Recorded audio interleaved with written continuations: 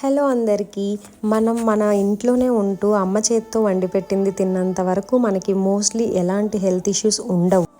But once మనం బయట ఫుడ్కి అలవాటు పడి హాస్టల్స్లో ఉండాల్సి వచ్చిన వాళ్ళు హాస్టల్ ఫుడ్కి అలవాటు పడితే ఖచ్చితంగా ఎలాంటి వాళ్ళకైనా కొన్ని ఇష్యూస్ వస్తూ ఉంటాయి. డైజెషన్, కాన్స్టిపేషన్ ఇష్యూస్ లాంటి వస్తూ ఉంటాయి అన్నమాట. సో వాళ్ళు ఎంటీ స్టమక్తో కొన్ని డ్రింక్స్ తీసుకుంటే దాన్ని కొంచెం సెట్ చేసుకోవచ్చు.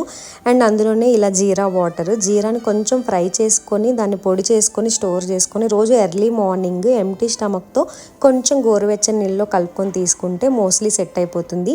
ఆరెల్స్ మీరు జీలకర్ర వాటర్ని డైరెక్ట్గా కూడా ప్రిపేర్ చేసుకోవచ్చు. కొంచెం వాటర్లో కొంచెం జీలకర్ర, కొంచెం అల్లం ముక్కని వేసుకొని మరిగించుకోవాలి అనమాట, టీ లాగా. సో అలా మరిగించుకున్న వాటర్ని కూడా తీసుకోవచ్చు.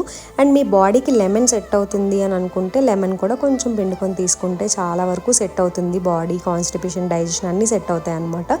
సో మీరు కూడా ట్రై చేయండి.